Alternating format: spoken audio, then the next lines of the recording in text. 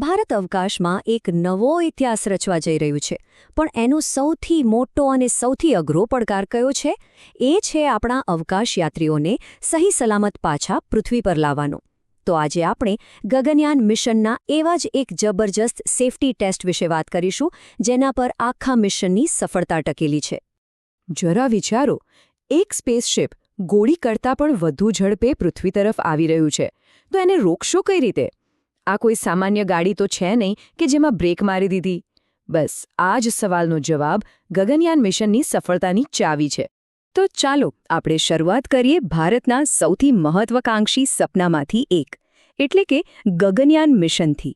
આ એક એવું મિશન છે જે અવકાશની દુનિયામાં ભારતને એક નવી જ ઓળખ આપશે. તો આ ગગનયાન મિશન છે શું? એકદમ સરળ શબ્દોમાં કહીએ તો ISRO આપણા ભારતીય અવકાશયાત્રીઓને પૃથ્વીથી 400 કિલોમીટર ઉપર અવકાશમાં મોકલશે. તેઓ ત્યાં 3 દિવસ સુધી રહેશે અને પછી તેમને એકદમ સુરક્ષિત રીતે પાછા લાવવામાં આવશે. અને હા, આ કોઈ સાયન્સ ફિક્શન ફિલ્મની વાત નથી, આ હકીકત બનવા જઈ રહી છે. અત્યાર સુધી આખી દુનિયામાં ફક્ત 3 જ દેશો અમેરિકા, રશિયા અને ચીન આ કરી શક્યા છે. ગગનયાનની સફળતાની સાથે જ ભારત આ સુપર એક્સક્લુઝિવ ક્લબમાં જોડાનાર ચોથો દેશ બની જશે. કેટલી મોટી વાત છે, નહીં?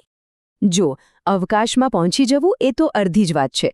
કોઈપણ મિશનનો સૌથી મુશ્કેલ અને સૌથી ખતરનાક તબક્કો તો પૃથ્વી પર પાછા ફરવાનો હોય છે. આ એવો સમય છે જ્યારે એક નાની સરખી ભૂલ પણ જીવલેણ સાબિત થઈ શકે છે. બસ આ એક જ વાક્યમાં આખા મિશનનો સાર આવી જાય છે. બધી જ ટેકનોલોજી, બધા જ પરીક્ષણો, આ બધું જ ફક્ત એ સુનિશ્ચિત કરવા માટે છે કે આપણા અવકાશયાત્રીઓ સહી સલામત પાછા ફરે. આ જ સૌથી મોટી પ્રાથમિકતા છે.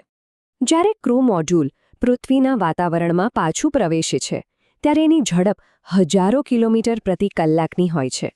આટલી ભયંકર ગતિને કાબૂમાં લેવી એ જ પહેલો અને સૌથી મોટો પડકાર છે. અને આટલી જ જબરદસ્ત સ્પીડને કારણે હવાનું ઘર્ષણ એટલું બધું વધી જાય છે કે મોડ્યુલની બહારનું તાપમાન હજારો ડિગ્રી સેલ્સિયસ સુધી પહોંચી જાય છે, જાણે કે એક આગનો ગોળો. જો ઝડપને યોગ્ય સમયે અને યોગ્ય રીતે ધીમી ના પાડી શકાય તો બધું જ બળીને ખાક થઈ શકે છે. તો ISRO આ ભયંકર પડકારનો સામનો કરવા શું કરી રહ્યું છે? જવાબ છે ઇન્ટિગ્રેટેડ એરડ્રોપ ટેસ્ટ, ટૂંકમાં IADT.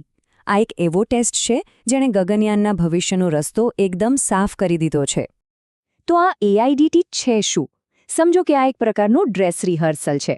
એમાં અવકાશયાનના અસલી મોડ્યુલ જેવું જ એક ડમી મોડ્યુલ બનાવવામાં આવે છે અને તેને ખૂબ ઊંચાઈ પરથી નીચે ફેંકવામાં આવે છે. આનો મુખ્ય હેતુ એ જોવાનો છે કે પેરાશૂટ સિસ્ટમ બરાબર કામ કરે છે કે નહીં. હવે આ ટેસ્ટમાં ખાલી 1-2 નહીં, પણ ઘણી બધી વસ્તુઓ ચેક કરવામાં આવે છે. જેમ કે પેરાશૂટ યોગ્ય સમયે અને સાચા ક્રમમાં ખુલી રહ્યા છે? શું મોડ્યુલ હવામાં સ્થિર રહે છે? શું તે ઝડપને બરાબર ઘટાડી શકે છે? અને સાચે જ વાસ્તવિક પરિસ્થિતિમાં આ આખી સિસ્ટમ કેવું કામ કરશે? અને આ કોઈ નાનો સૂનો ટેસ્ટ નથી. આમાં તો આપણી ભારતીય વાયુસેના પણ સાથે છે. એમના વિમાનમાંથી લગભગ 4 થી 5 ટન વજનના મોડ્યુલને નીચે પાડવામાં આવે છે, જેથી લેન્ડિંગની આખી પ્રક્રિયાનું બારીકાઈથી પરીક્ષણ થઈ શકે. હવે વાત કરીએ આ મિશનના અસલી હીરોની, પેરાશૂટ સિસ્ટમ. અને હા, આ કોઈ એક પેરાશૂટ નથી, આ તો એક આખી સિસ્ટમ છે જે એકદમ સુંદર કોરિયોગ્રાફીની જેમ કામ કરે છે અને અવકાશયાત્રીઓની સુરક્ષાની ગેરંટી આપે છે. સમજી લો કે બધો જ દારોમદાર આ સિસ્ટમ પર છે. લેન્ડિંગના છેલ્લા અને સૌથી નિર્ણાયક તબક્કામાં આપણા અવકાશયાત્રીઓનો જીવ આ પેરાશૂટ સિસ્ટમના હાથમાં હોય છે. એટલે જ આમાં ભૂલને કોઈ સ્થાન જ નથી. આ આખી પ્રક્રિયા એક મ્યુઝિકલ સિમ્ફની જેવી છે, જેમાં બધું જ સમયસર થાય છે. સૌથી પહેલાં એપેક્સ કવર ખુલે છે. પછી 2 નાના ડ્રોપ પેરાશૂટ ખુલીને મોડ્યુલને સ્થિર કરે છે અને એની ગતિ ઘટાડે છે. એ પછી 3 પાયલટ પેરાશૂટ ખુલે છે, જે 3 વિશાળ મુખ્ય પેરાશૂટને બહાર ખેંચે છે. અને અંતે આ બધા મળીને દરિયામાં એકદમ સુરક્ષિત અને શાંત લેન્ડિંગ કરાવે છે. અને અહીં જ તો છે ISROની બ્રિલિયન્ટ એન્જિનિયરિંગ. આ સિસ્ટમમાં 3 મુખ્ય પેરાશૂટ છે, પણ માની લો કે કોઈ કારણસર એ કામ ના પણ કરે તો પણ ચિંતાની કોઈ વાત નથી. બાકીના 2 પેરાશૂટ પણ અવકાશયાત્રીઓને આરામથી અને સુરક્ષિત રીતે નીચે ઉતારી શકે છે.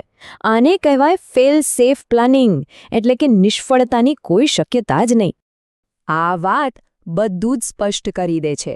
આખરે વાત ફક્ત મશીનોની નથી, વાત છે આપણા હીરોઝની, આપણા અવકાશયાત્રીઓની.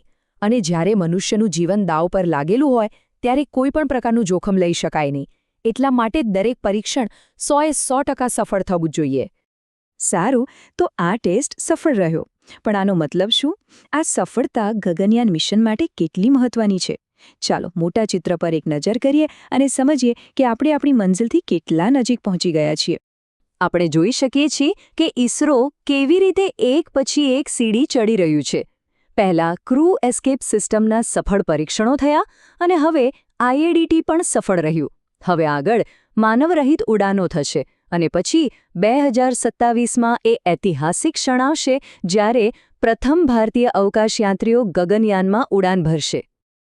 અને આ એ 4 હીરો છે જેમના માટે આ બધી જ મહેનત થઈ રહી છે. ભારતીય વાયુસેનાના આ 4 જાંબાઝ પાયલટ્સ, જે ભારતનું નામ રોશન કરવા માટે તૈયાર છે.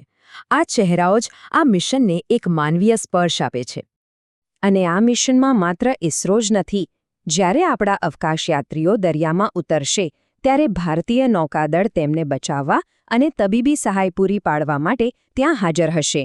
આ ખરેખર એક સંપૂર્ણ રાષ્ટ્રીય પ્રયાસ છે, જેમાં બધા જ સાથે મળીને કામ કરી રહ્યા છે.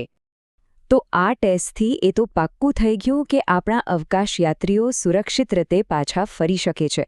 પણ સવાલ એ છે કે પૃથ્વી પણ પાછા ફરતા પહેલાં ત્યાં ઉપર અવકાશમાં એમની રાહ કયા નવા પડકારો જોઈ રહ્યા હશે.